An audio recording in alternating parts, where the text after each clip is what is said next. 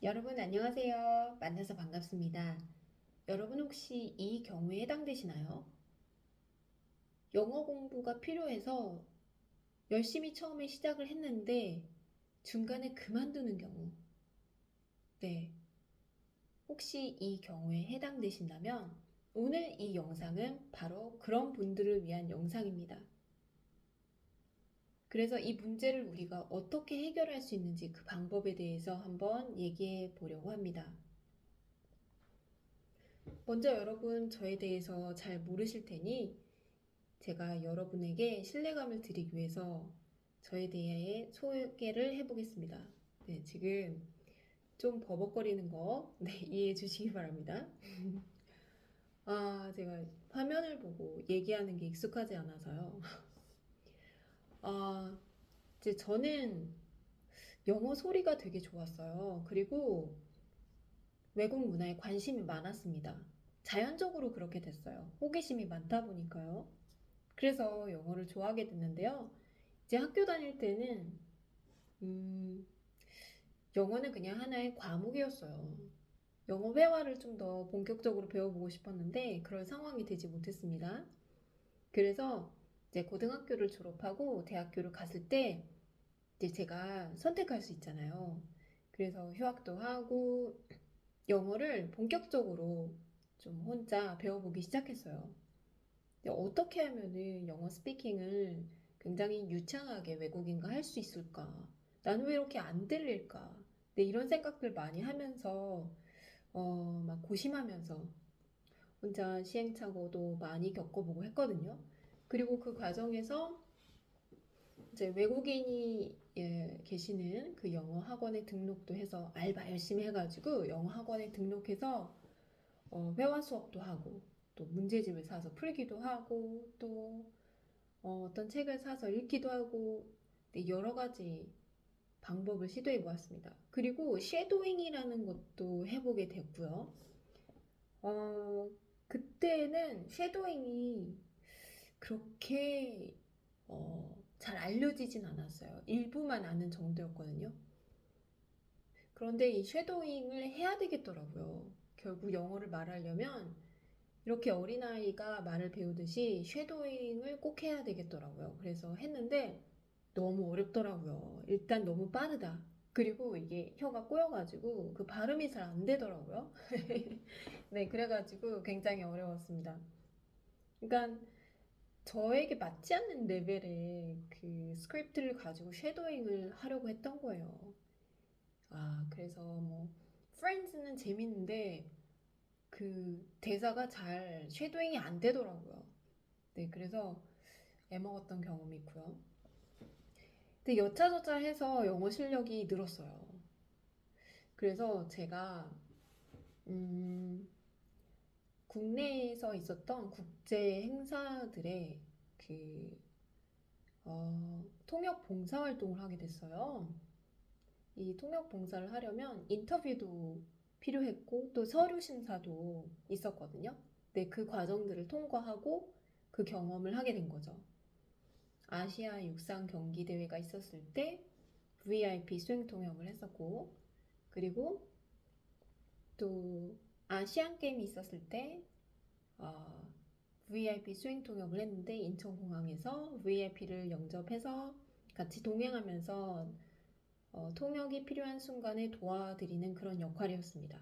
그리고 또 모의 유엔 회의라는 게 있었는데요. 그때 한국 문화를 알리는 부스에서 제가 외국인 손님들을 대상으로 한국 문화에 대해서 어떤 그 물품이 있었거든요. 그거에 대해서 설명도 해드리고 궁금한 거 물어보면 대답도 해주고 네, 그런 역할을 했었습니다. 그리고 또 G20 정상회의 때 소공동의 롯데호텔이 대통령 숙소였거든요.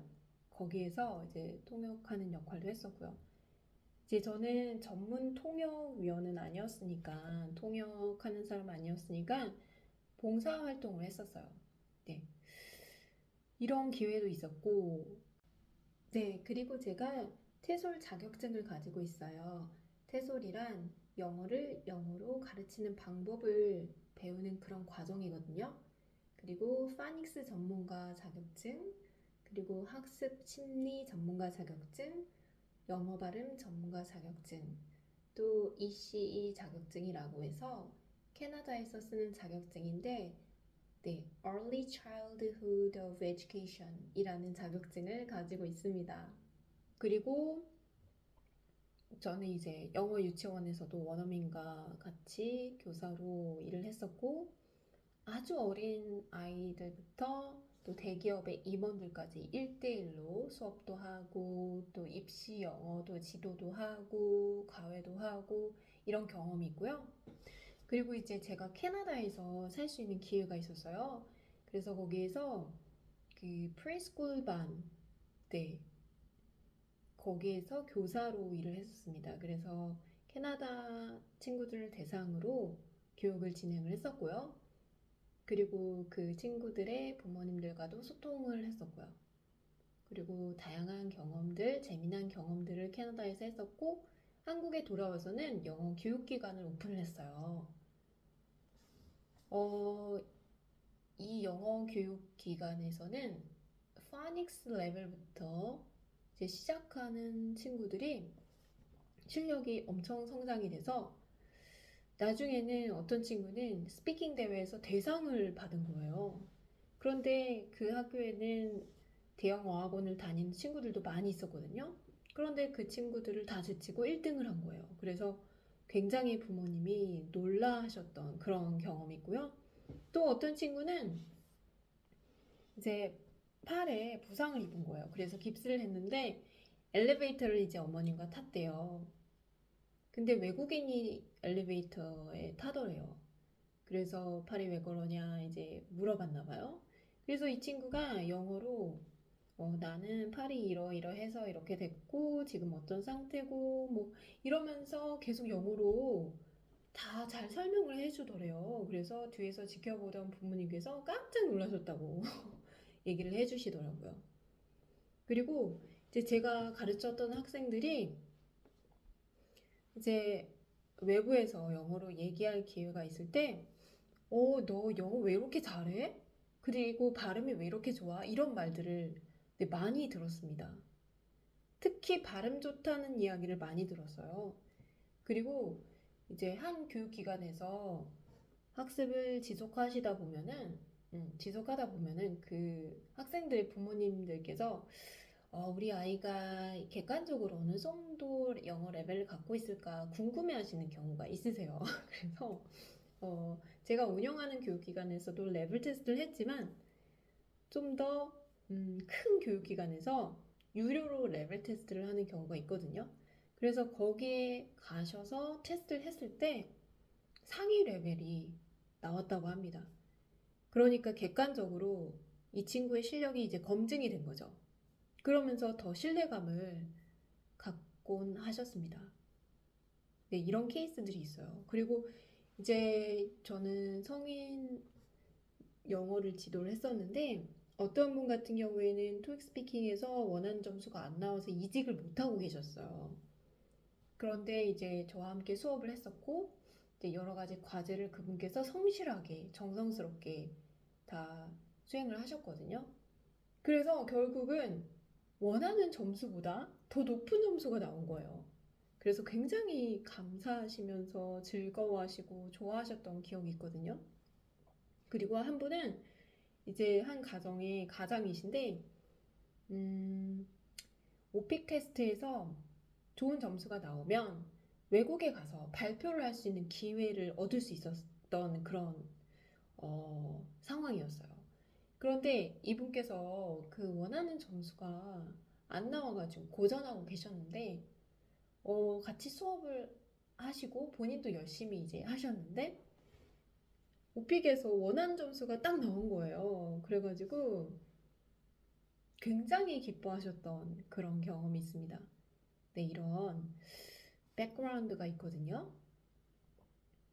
제가 어,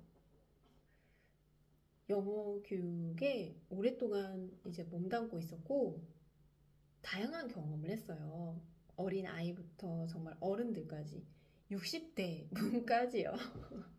네, 굉장히 많은 분들과 수업을 진행을 했었는데요. 굉장히 핵심되는 요소가 뭐냐면요. 영어 학습이 그냥 부담되는 그런 학습이 아니라 내가 즐기는 습관이 되어 있는가? 그게 가장 중요하더라고요. 네, 습관 만들기. 여러분 혹시 아주 작은 습관의 힘이라는 책 알고 계시나요? 혹시 읽어보지 않으셨으면 읽어보시길 추천드립니다.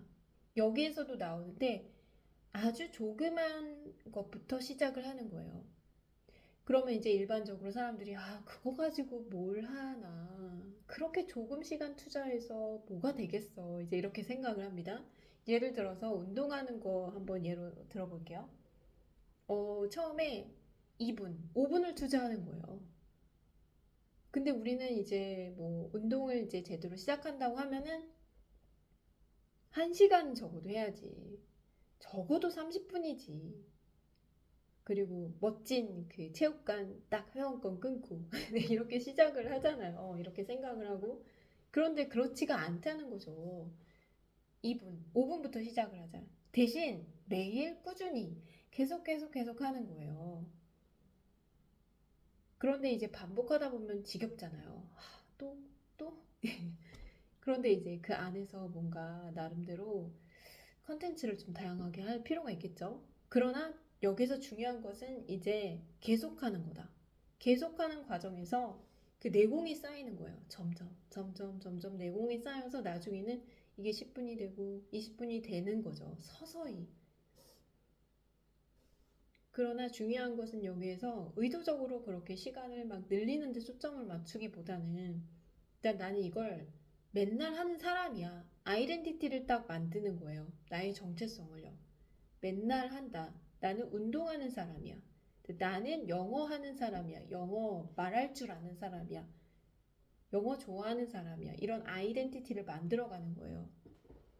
그러면요. 일단 만들어지면 그 다음에는 굉장히 수월해집니다. 왜냐하면 나도 모르게 그걸 하고 있거든요. 그게 바로 습관의 중요성인 것 같아요. 그래서 이 습관을 만들기까지가 굉장히 중요한데요. 이게 잘 안 만들어지죠. 혼자 하다 보면은, 하다가 하기 싫어. 그러면은 이제 안 해. 이렇게 되거든요. 근데 그러지 말고, 정말 영어를 통해서 여러분이 이루시고자 하는 꿈이 있으시다면, 한번 습관을 같이 만들어 보면 좋을 것 같습니다. 이제 영어에는 speaking, listening, reading, writing 이런 네 가지 요소가 있잖아요. 이런 네 가지 요소를 골고루 매일 하는 게 되게 중요해요. 그런데 어디 처음부터 그게 되나요? 일단은요,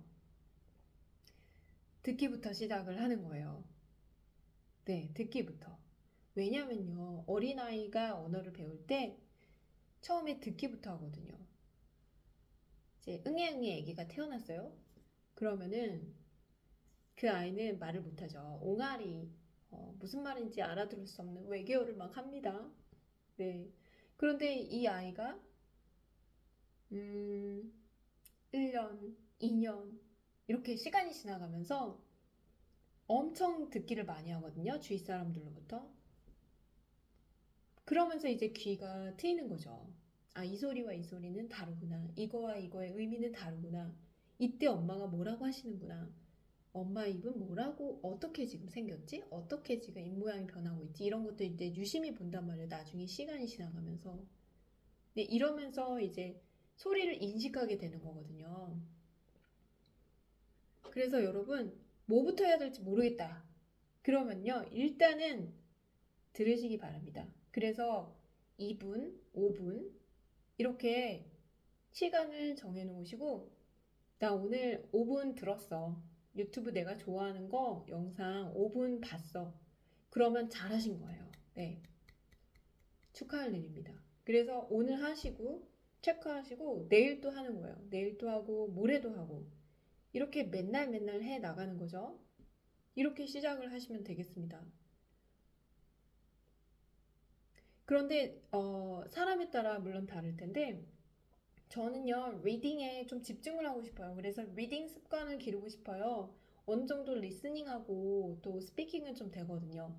뭐 이런 경우에는 이제 리딩 책 한 페이지 아니면 반 페이지 읽는 것부터 시작을 하는 거예요. 대신 맨날 맨날 하는 거죠. 이 맨날 맨날 하는 게 생각보다 쉽지가 않아요.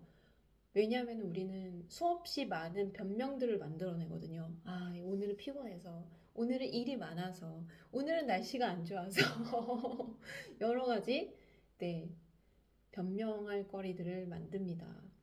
네, 그래서 맨날 맨날 해보도록 우리가 습관을 함께 만들기 프로젝트를 하려고 합니다. 정말 습관이 중요하다라는 거를 느끼거든요. 그래서